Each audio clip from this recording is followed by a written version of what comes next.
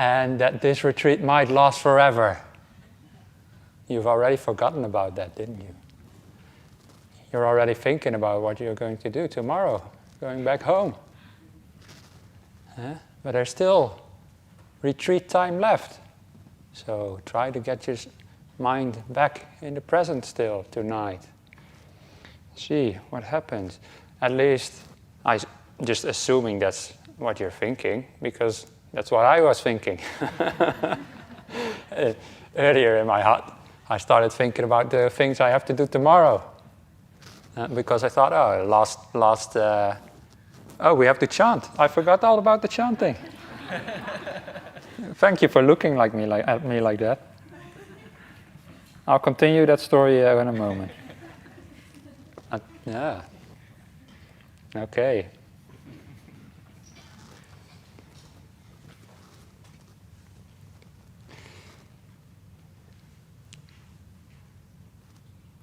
This is what should be done by one who is skilled in goodness and who knows the path of peace.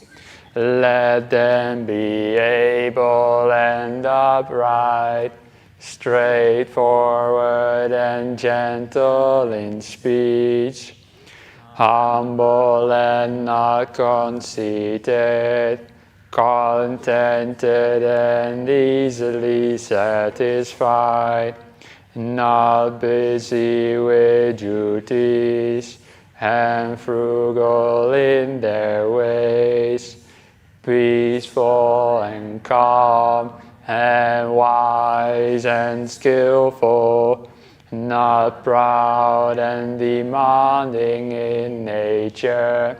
Let them not do the slightest thing that the wise would later reprove, wishing in gladness and in safety.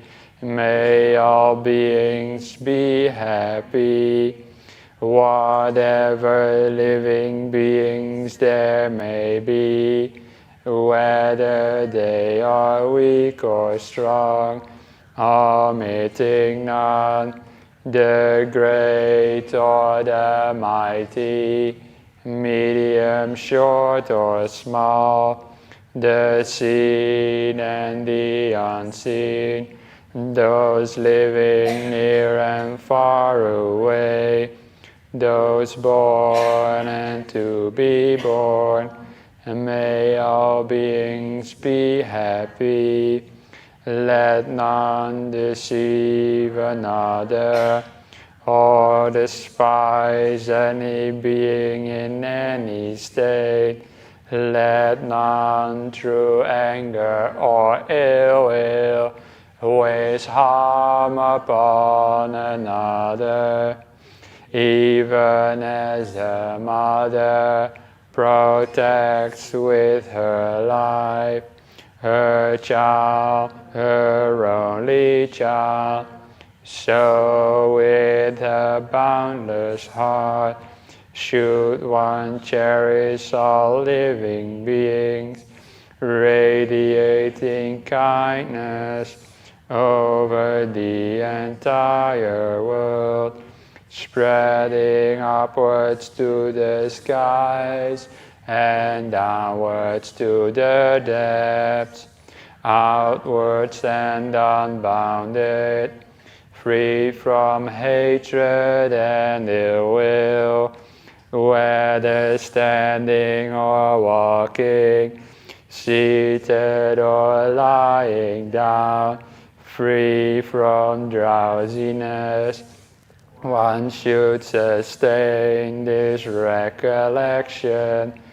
This is said to be the sublime abiding, by not holding to false views, the pure-hearted one, having clarity of vision, being freed from all sense desires, is not born again, into this world. Sadhu, sadhu, sadhu.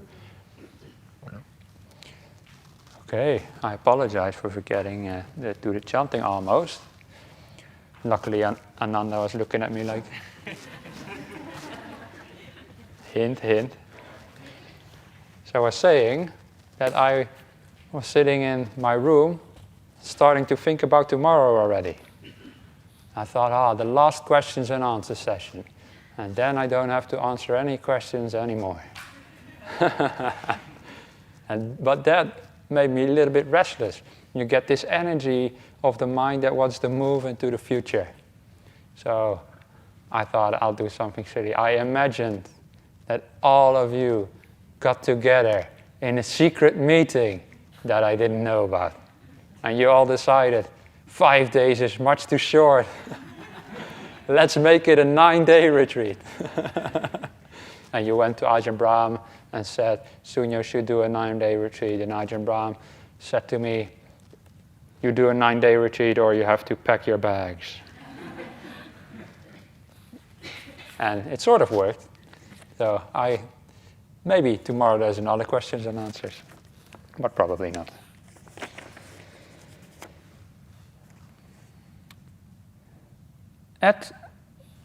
How many do we have actually? So I can sort of judge. 1, 2, 3, 4, 6, 7, 8. Oh, they multiplied. They're like rabbits. Okay. Oh, that's. Okay. Okay.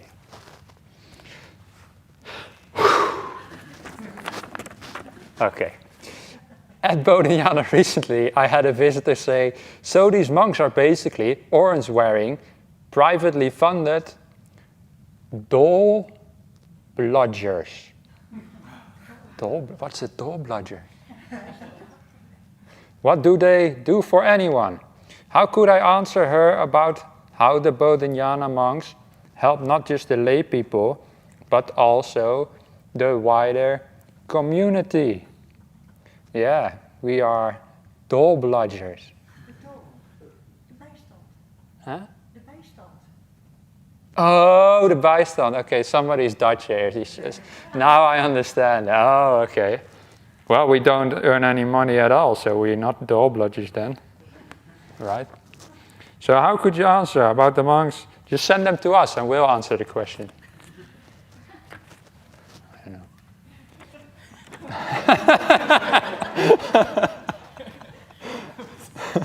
Well, we do a lot of teachings like this, and people get a lot of benefit out of it, and we don't get paid anything for it.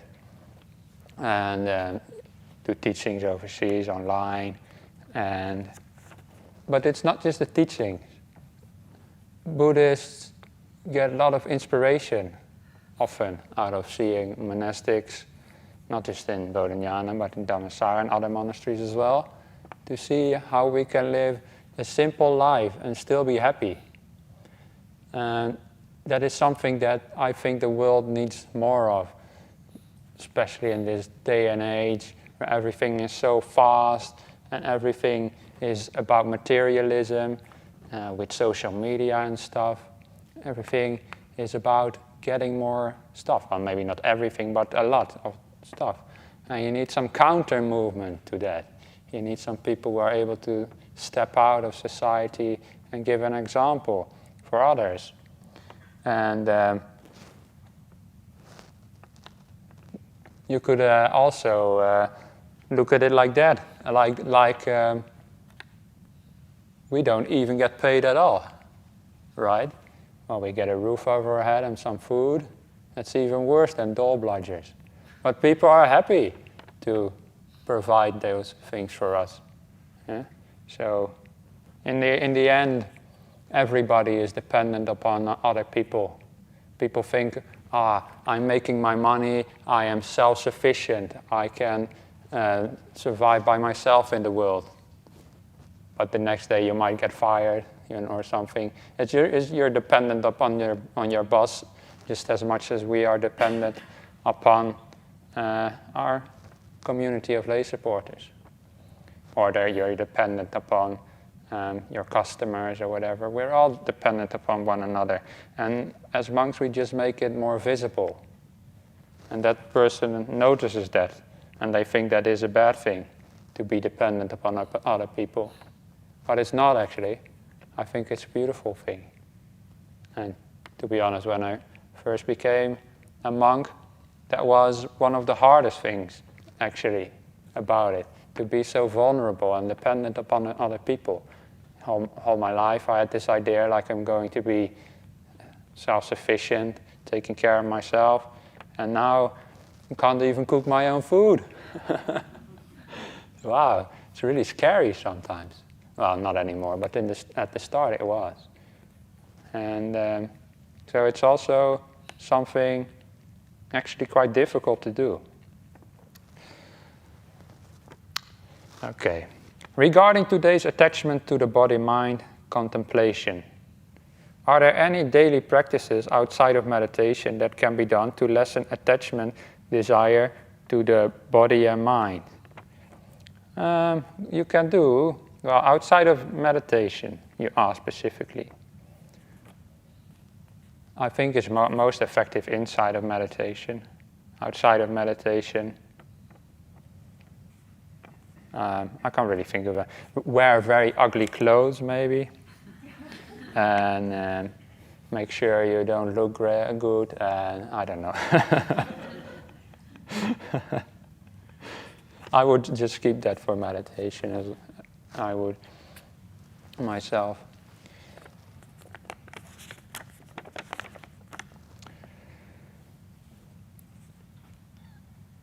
To appreciate a sunset, the smell that permeates of a flower, and the teachings of the Buddha, are these not sensual desires? Well, the first few are, but the teachings of the Buddha are not sensual desires. They are spiritual things. When one is not attached, but yet finds joy in these moments, is it correct that sensual desires are now renounced? Okay, well, I said you can find lots of beauty in the forest here. You can find a lot of beauty in sunsets and flowers, and there's nothing wrong with that, actually. And you can actually get a lot of benefit out of that as well for your meditation. And it's even in the sutta, some of the enlightened monks say, I'm enjoying the quiet of this forest and the beauty of the surroundings. But they enjoy it for the peace that it brings, and not for the sensuality. So things like sunsets and the smell of a flower are not like super sensual. So it's not a big hindrance or anything. So don't worry about that. But the teachings of the Buddha, they are definitely not sensual, and you can enjoy them as much as you want. I hope I understood the question correctly. Hi, Venerable Sunyo. Why do I feel myself become big and thick when I am doing meditation? Thank you. Well, that's because of all the lovely food we've been getting. Thank you.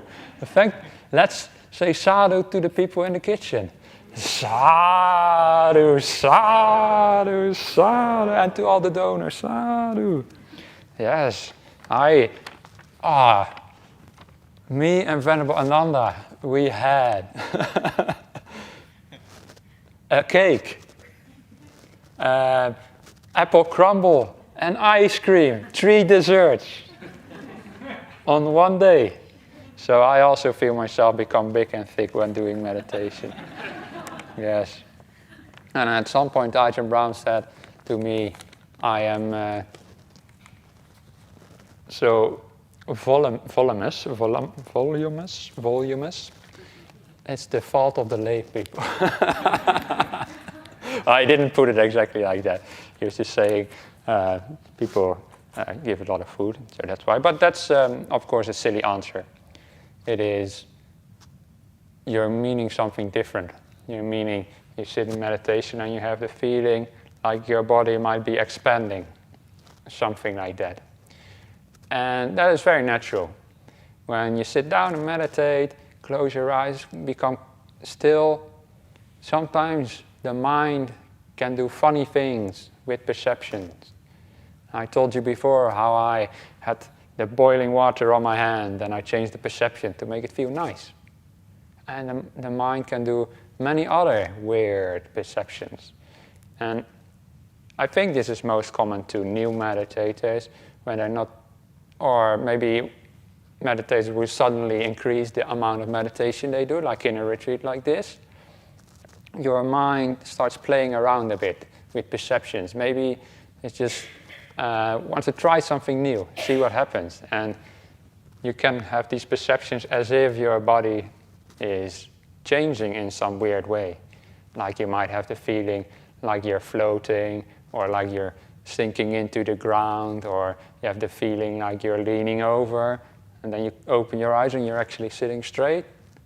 All these sorts of things, or other weird perceptions happen, and they are very, very common. Actually, I'm surprised the question only comes up now. And for you, it happens to be that your mind imagines like your body is expanding. Yeah, that can happen. I've had many of those kind of weird perceptions as well. And at some point, my body was like expanding like it was the whole universe. It felt like really strange. And then a moment later, it was like a 2D universe. Like I felt like I was a sheet of paper stretched out. Really strange. Then I became a line, like a line. And then a dot. I felt my body was just a dot in space. Some people think those are very deep states of meditation, but they're not. They're just your mind playing around a bit. And you're still aware of your body, so it's not even like a jhana yet. But it's interesting. You can just look at it and see what happens. Usually your mind has some sort of some peace to some extent. So it's good sign usually. But don't get trapped in it. And first of all, don't worry about it. Second of all, don't also not get attached to it, because sometimes it can feel very pleasant, those kind of perceptions. Because you're getting away from your body a bit, that's why that happens. Dear Venerable Sunyo, today you talked about the sound of silence being most pleasant. Ajahn Sumedho describes a humming or ringing resonance in the mind which can appear like a sound as the sound of silence. I have had this experience too, particularly when I become more peaceful. I notice this humming. Have you practiced with this? Is there anything in the suttas that the Buddha taught that would explain this? Thanks and metta. Well, last question, no, there's nothing about it in the suttas, about the sound of silence. I would also say that a humming or ringing is not a silence. I don't know why somebody would call that sound of silence. Well, it's sort of a sound, but it's not silence. By silence, I mean you don't hear anything at all, not even a ringing. Your mind has withdrawn from the whole auditory field, as it were. You can't hear anything at all. And that is difficult to do in meditation, but it's possible. And you know it's possible because sometimes you might be watching like something on the television and somebody says something to you and you don't hear them at all. Or you might even be reading something and somebody says something or whatever and you don't hear it. So you're so focused on the thing you're reading, you can't hear the outside world. Do you recognize that? Yeah. So it's the same is possible in meditation, where you're so focused on your breathing, for example, or the joy of the mind, and that is all your mind cares about. And that is all that it focuses on. And then the sounds will start to disappear.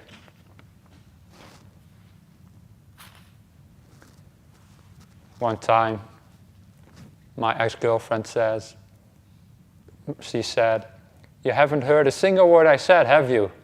And I thought, oh, that's a strange way to start a conversation.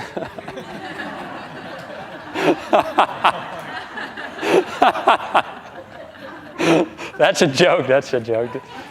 That didn't actually happen. I am a very good listener.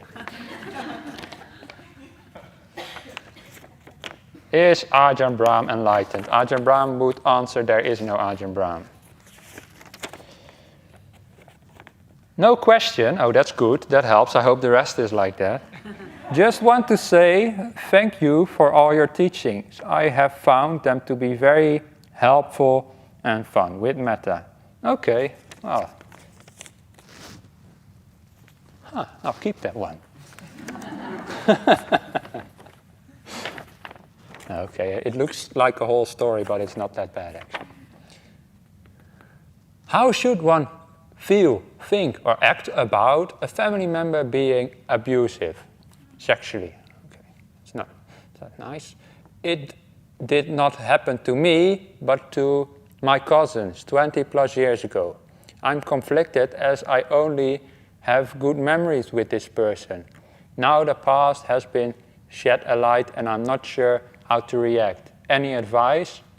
How to react from an emotional point of view with metta? I've never been in such a situation before. And it's a little bit probably the angry crocodile again, but now the crocodile is not angry, but has lots of desires, bad desires. And I'm not going to make a story up with that, but you can imagine how that person who did those acts is somehow very unhappy inside to do that sort of thing. And I'm not sure if it will be able to forgive that easily, but at least maybe you might be able to understand. And all unenlightened people have some qualities that are not ideal, let's put it that way. And many people in the world, they have good qualities but also bad qualities. And don't judge a person just by one thing they did, because people are always multifaceted and they have other sides to them as well. This is a very big thing, so it might sort of cloud over all the rest they've done. But try and also remember the good sides of that person as well. And those sort of people need a lot of emotional support themselves as well, because I'm sure they're not happy about what they're doing. That's all I sort of can say. I don't have any very particular enlightening advice about that, because I've never been in that situation myself, so yeah. Dear teacher, what would you say to those of us who want the best of both worlds? The pleasure of meditation and the pleasures the senses can give us.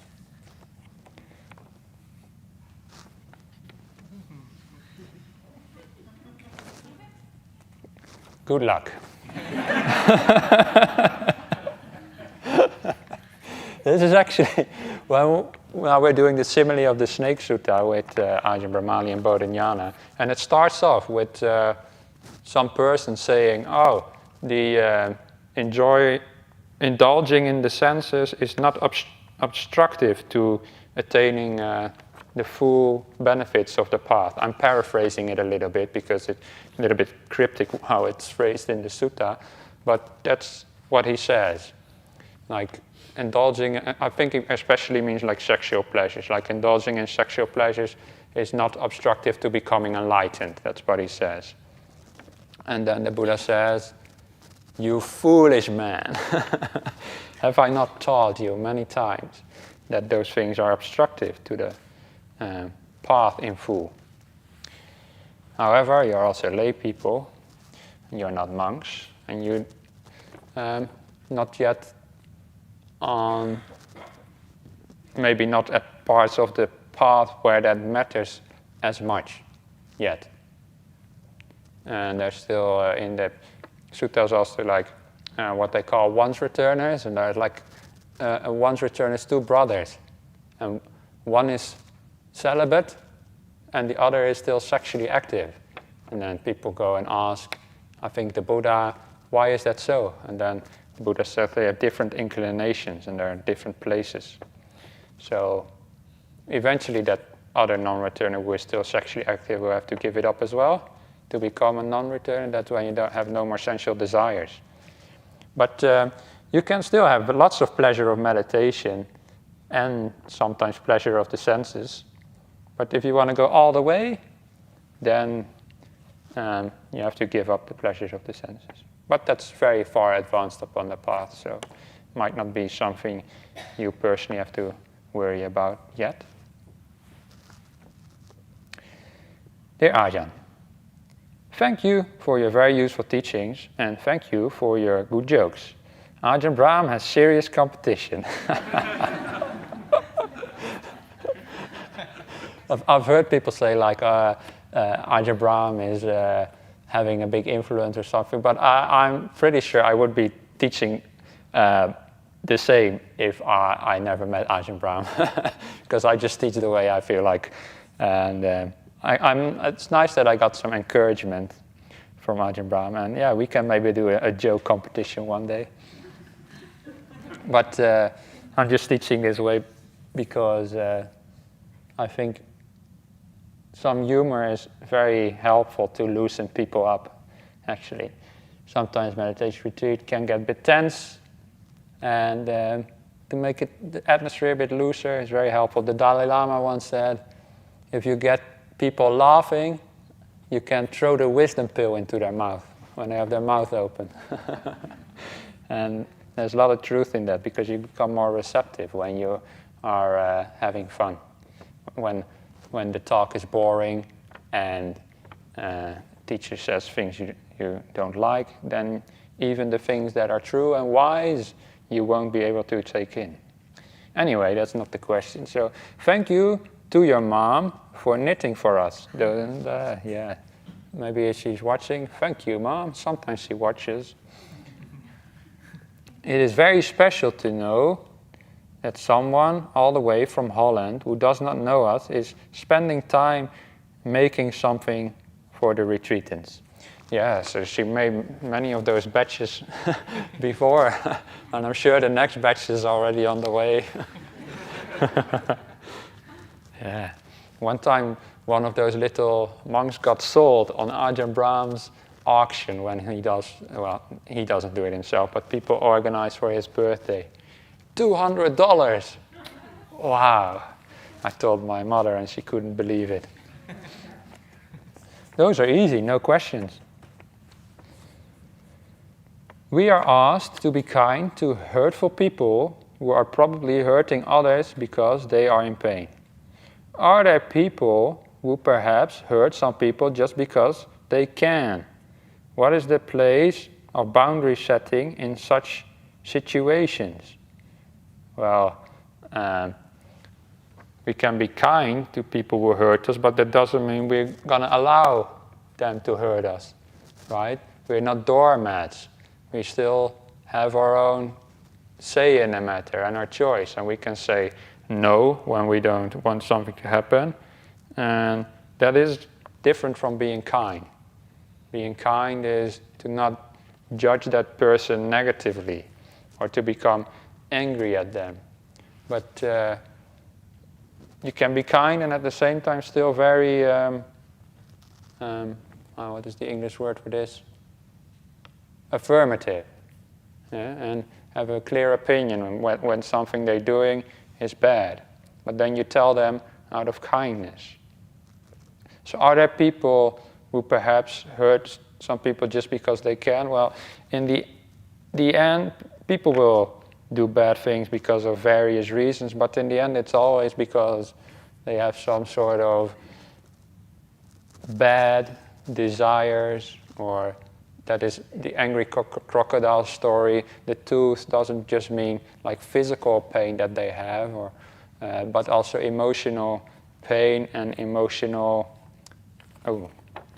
there's more, emotional unwholesome qualities. So like things like desire, ill will, and so forth.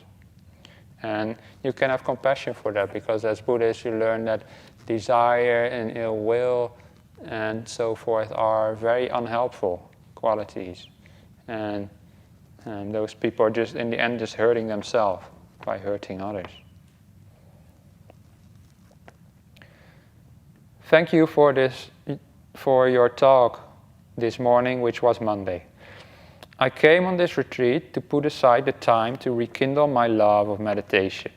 I've been struggling a lot with sleep. I enjoy the meditation, but I have been sleeping a lot. Thank you for reminding me it is a hindrance. It is a hindrance to see and give love to. Yeah, sometimes you get sleepy. That's all right. As I said, I got sleepy during the meditation, and I was like, okay, I'm gonna be sleepy. Doesn't matter. It's all right. It's just something that happens. And one thing about sleepiness, it's also quite a neutral hindrance. Like anger is very negative. Desire has this kind of nasty aspect to it sometimes. And restlessness is not being content. But sleepiness is often just sleepiness, and it's not really negative, something about it. Often just has causes in the past. Like you've been doing too much, for example, thinking too much. So now it's just time for your mind to get a little rest. So when I'm sleepy, I never judge it. I never get ill will towards it. Because if you do, you just make it something that was neutral, now you make it negative. You just had sleepiness, now you have sleepiness and ill will. That's much worse. Best just to only have sleepiness. That's all right. I can't really do much bad karma with sleepiness. That's what I'm saying. Also, for telling us that morning that you can struggle too. Of course. I send to kindness, and I give myself kindness. Sleep plus meditation plus laughter. What more do I need from a retreat? Maybe blah blah Buddha must look out for them. Maybe a kind of Buddha. I don't know, but what more do I need from a retreat? You need less. You don't need anything at all. I don't think that was really a question, so that's helpful as well. I'm probably gonna manage. Wow. Actually, I had all of the hindrances. Welcome to life. Sensory feet kept falling asleep, ill will to myself, restlessness, doubt. Then, no sensual desire you mentioned though, so good. Then my anxiety ensued. I updated this from sleepy to all of them. Okay, you started to sleepy and then it became all of them. Thank you, anxiety. My friend anxiety, who has kept me alive, made me good at my job and funny. Okay, your anxiety makes you funny, that's good. Okay, another non-question actually. But yeah, it's very natural to have the hindrances. And this is a bit of a thing with meditation. Sometimes you just go through life and you don't really notice these hindrances. By going through life, I mean maybe you go to the shop and you do your job and you talk to your friends, you go to sleep, you cook, you eat, all these things, and you think you don't have all these hindrances. And then you sit down to meditate and suddenly it feels like they're all rushing over you. But this is just you sitting still, and they were there all along, but now you just start to notice them. So it's not that meditation causes it. It's meditation puts them into the picture, as it were. It makes you aware of them. And of all hindrances, I think Venerable Ananda said it right when we just had a little chat one morning. If you can just get rid of ill will, at least to a large extent, then meditation will be so much more easy. Ill will, we often have towards the hindrances. I said before, you have sleepiness, and now you have sleepiness and ill will, double trouble. Or you start just with restlessness, and then you're like, I should be a better Buddhist. Now you have restlessness and ill will. Again, double trouble. Triple trouble, quadruple trouble. What's next? All the 5 hindrances trouble. Quintuple trouble, I think. Yes, that's it. And if you can just take out the ill will, then meditation is not so difficult, actually. Because then it's just restlessness, and you're like, okay, restlessness, I'm happy to be restless, whatever, it's good. You know, if you, I don't know, did I say it before, but if you become enlightened now, then, I think I said in the beginning, if you become enlightened on the first day, then the rest of the retreat, you have nothing more to do. Boring.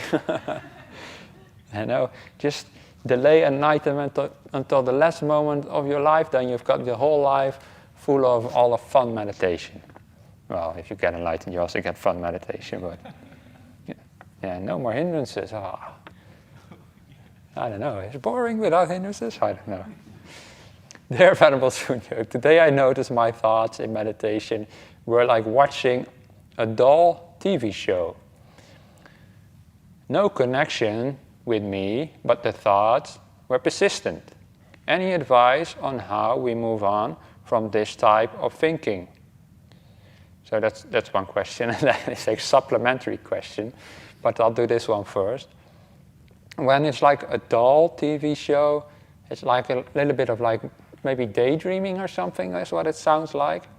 And in my experience, when you have that like daydreaming thing, that dull thoughts that sort of appear, you also yourself are dull. It's not just the thoughts are dull, but the mind is also dull. So you're a bit sleepy. And often the best thing to do first is to get rid of that sleepiness before you try to still the thoughts. Because again, if you try to still the thoughts first, you'll just fall asleep more often. So see if you can brighten the mind first.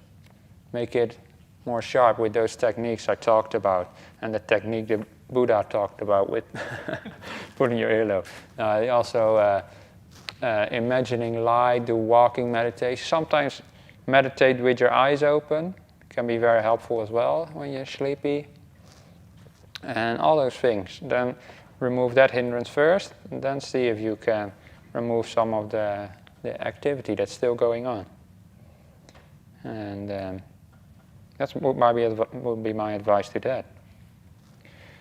Supplementary question. I notice many of the monks at Bodhiana have an engineering and science type background. Why is that? Yeah, there's just no jobs in engineering, so. So I came here to be like a dull bludger.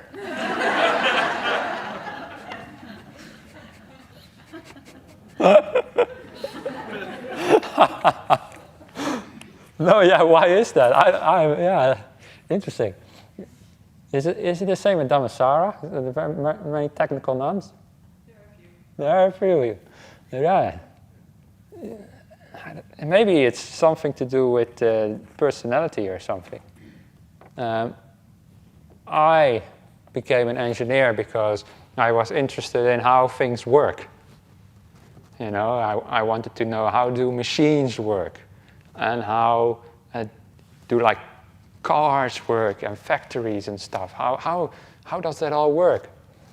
And at some point I also got interested in how does the mind work? How does life work?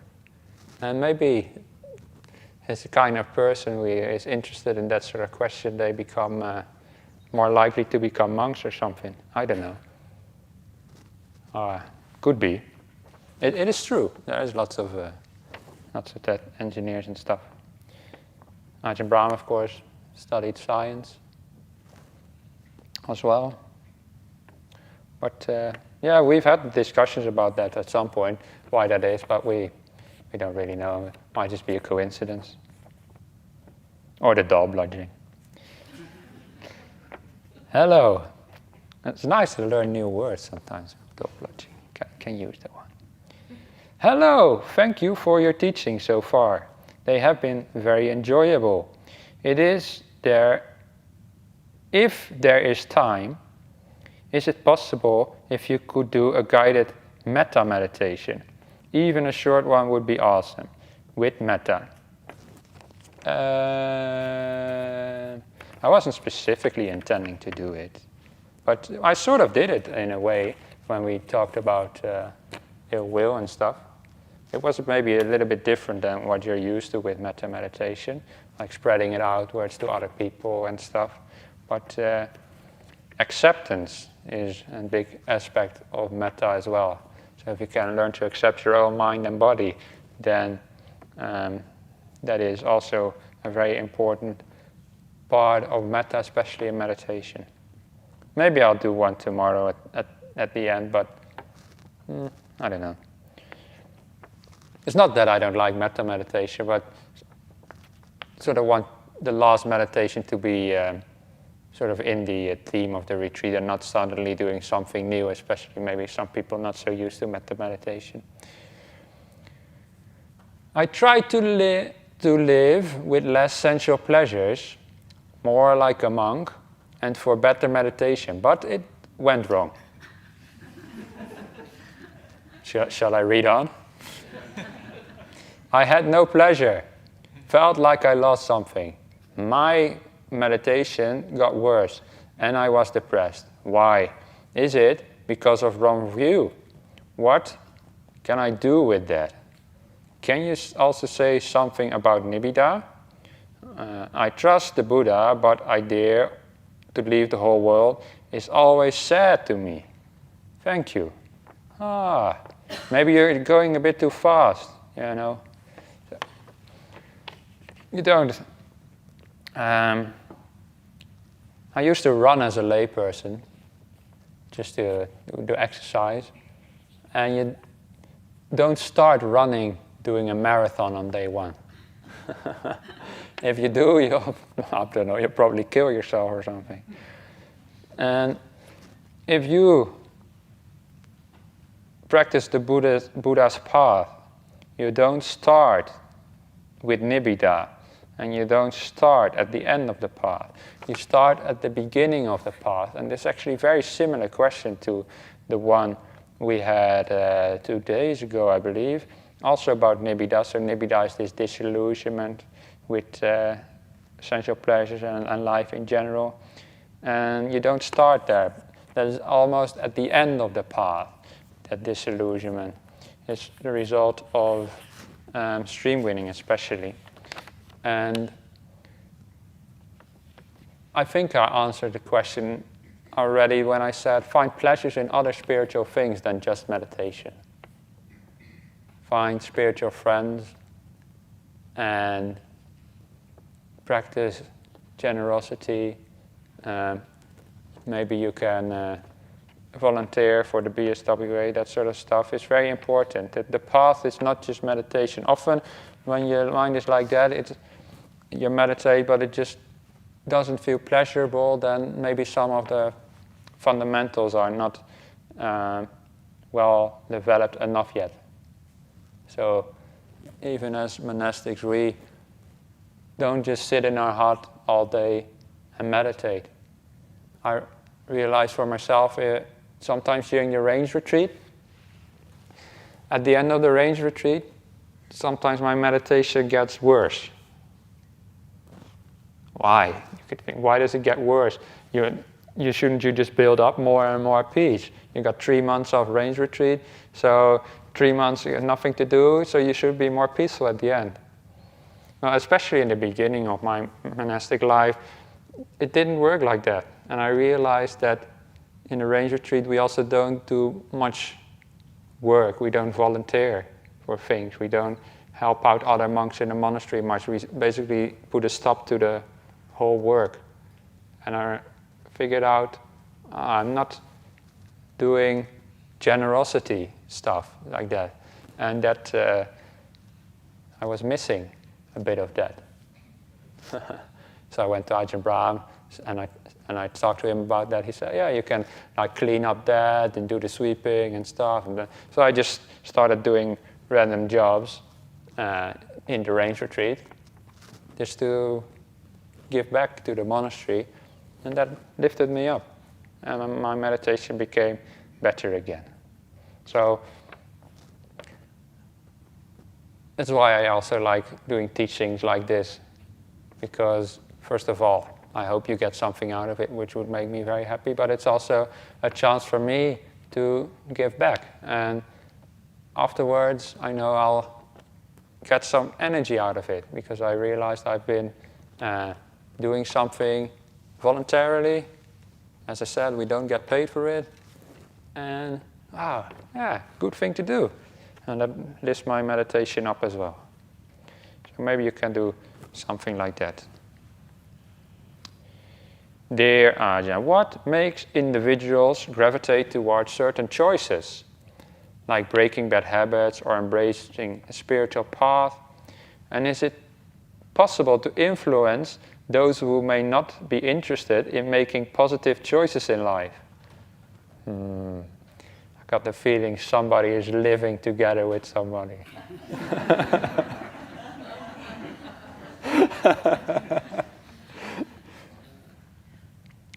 When you try to make people do something, they always rebel.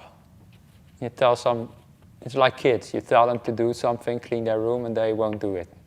They just no. So what you can do is be an example for other people. Like, show how happy you can be by breaking your bad habits and by embracing your spiritual path. That's what people like Venerable Ananda do. They break their bad habits and become a monk. And they embrace their spiritual path, and people find that inspiring. Yeah? I hope none of you think we are dull bludgers, to use the word again. Many of you find it inspiring to see people like Venerable Ananda in the robes.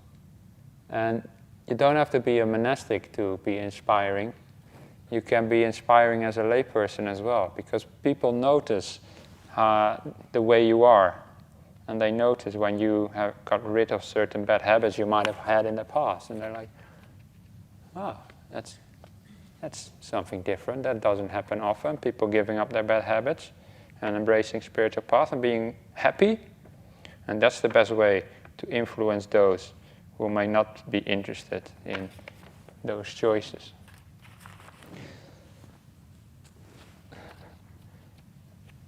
Ajahn Brahm told a story about how, I think it was a lady, asked something similar about how to change her husband. And Ajahn Brahm had brilliant advice. He said, get one of my books, like Opening the Door of Your Heart, and read it every day, and tell your husband that this is your private book. He is not allowed to read it. Then it becomes like the cookie jar, that you're not allowed. When I was a kid, we had a whole cupboard full of candy and food that I could just open and get stuff, but my father had his private candy jar high up. And the only candy I was interested in was the candy jar that I couldn't reach. So Ajahn Brahm said, tell your husband he's not allowed to read this book. And of course, you know what happened. The husband sneakily read the book. And so he got influenced regardless.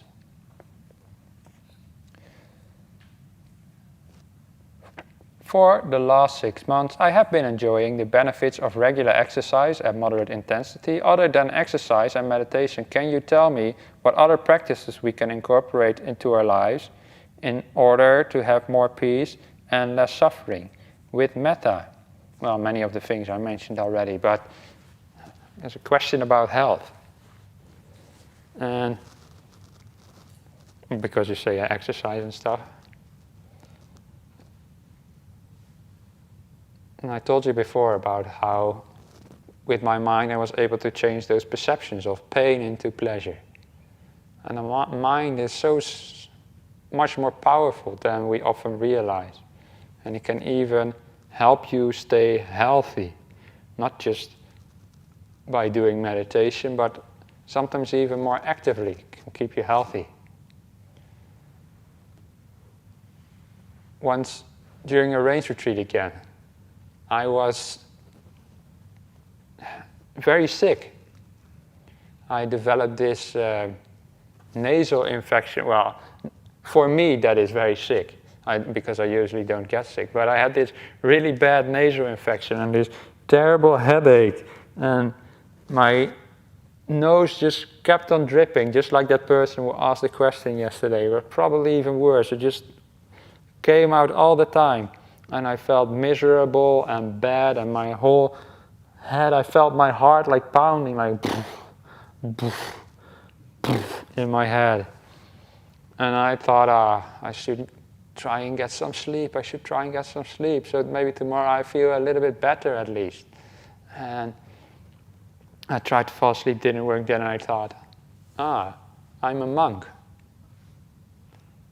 And Ajahn Brahm often talks about meditating when you're sick. Maybe he's crazy. Maybe there's something to it. And so let's try. See what happens. So I said, I can remember so clearly, I sat up in my hut, meditating, just like I usually do, but making extra sure I had a lot of kindness. Because when you're sick and your head goes like, it's very hard to be kind with that. But I built up some kindness, and then like this, I basically started in the middle, built up a lot of kindness where I was comfortable, and then I investigate the sickness a little bit. Move my attention to that headache. Got a little bit too much, I went back to the kindness again, build up more kindness. And started investigating further that headache until I could put it in the center of my attention. It was like, not just the headache, but I've sort of like found the source of the illness, for lack of better words. I can't really explain it, but I just knew where it was, like in my body or something. And I could just focus only on that, only my attention on that. And as soon as I had it in the center of my awareness, and with kindness, it was like it exploded. I couldn't explain it any better than that, like it exploded. It sounds silly, but that's how it felt like to me. And when I did that, I knew that instant that I was no longer sick. And like a minute later, it was all gone. So I fixed it, not with medicine, not by going to the doctor, but by using my own mind. And that is possible to do. And I only had a nasal infection, but sometimes these things are just so too coincidental almost. But next week Ajahn Brahm gave a talk, and he was speaking about how his teacher, Ajahn Chah, once had, I think he had double malaria or something like that. Really, really sick. Much worse than a nasal infection. And Ajahn Chah was also like, what am I going to do? There's no doctor here. Let's meditate. And what did Ajahn Chah do? This is how Ajahn Brahm explained it. Of course, I've never met Ajahn Chah myself. So I only hear this secondhand. But Ajahn Brahm said, Ajahn Chah went right into the middle of the sickness.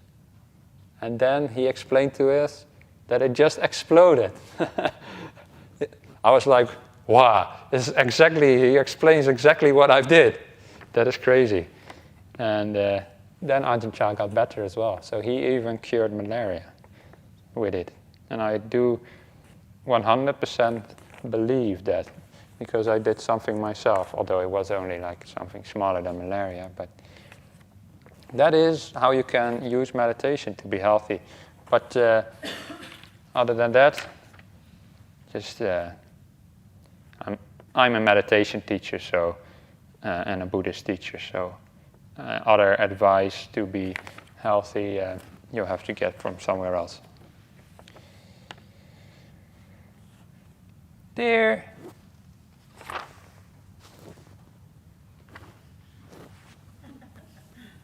Yeah. 58. Pretty good. Dear Ajahn, I am noticing time and time again that I have a judgmental mind towards myself and others. Where does this come from and how to ease it? It seems to get worse with age. LOL. Smiley face. Thanks. Well, you can't be that old yet if you use LOL. Smiley face. So be ready, it might get much, much more worse. Because many years to go. No. It gets worse with age. I only got one advice: do more metta meditation. I didn't really teach it yet, but maybe some people just get more grumpy when they are old. No, don't be one of those people. And I don't know why you would get worse, but maybe you're just noticing it more. And because you're more aware you're made more aware that it is like a problem, that it is something that doesn't make you happy. Now you're noticing what has already always been there. That's what I think is happening. It's not getting worse. It seems to get worse, you say, but it's only maybe because you notice it more. So you have a judgmental mind towards yourself and others. Where does it come from? Probably because you think that you and others should be better and shouldn't be imperfect. But it's imperfections that make life possible. And if you were already perfect, then you wouldn't be here. You wouldn't be born. So often we have this perfectionist attitude, and that's why we get judgmental with ourselves. And I talked about that before. People think they should be better Buddhists. People think they should be enlightened by now. And one time I was in another monastery, not Bodhinyana monastery. And I stayed there for a while. And there were other monks there. And we were working together and just talking a little bit. And I said, I've been a monk for 5 years now and I'm still not enlightened. And that other monk said, well, I'm an Ajahn and I still feel like a teenager. So it is natural to not be perfect. Even many of the monks still, and nuns as well, I assume, have more practice to do. And we learn as we grow. And sometimes it feels like we're going backwards. But don't judge too soon. Because let's imagine that here at the bottom is being totally unenlightened. Here. And here at the top is being enlightened. And this is, I'm an engineer, so I think in graphs, you know. So the y-axis is how enlightened you are. The x-axis is time. So we think it should be like this. Just a straight line up from unenlightened to enlightenment. But often what it's more like this. Like the economy. But the economy eventually always crashes, but enlightenment, at least there is like a rising tendency in the line. Yeah? If you would do like a function approximation. No, I'm getting too much into it now. So the line, yeah, I know somebody who knows mathematics. So the general tendency is up, but sometimes we only focus on when it temporarily goes down. Yeah, so don't focus on those times. Just judge your practice over long stretches of time. Judge it over years, not months, because in those months you might go backwards. But in the years, you'll grow. So also for people who want to maybe join a monastery one day, don't judge too soon whether it's a right place or whether you're getting something out of it, because you might just be in one of those temporary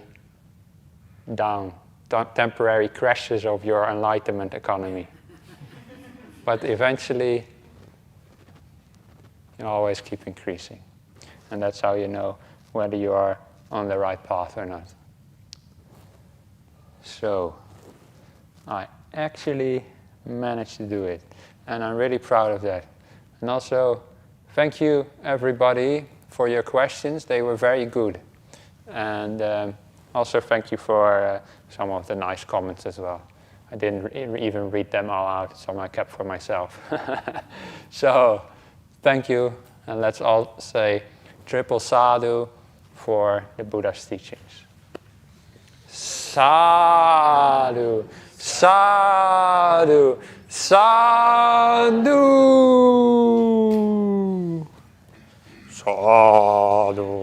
Oh, wait. Sadhu. Okay. All right, Gusto. See you again tomorrow.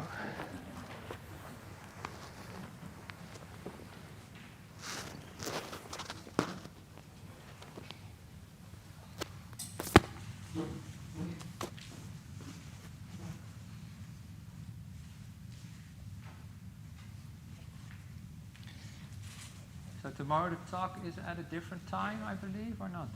Is it still the same time? Same time, okay. Good.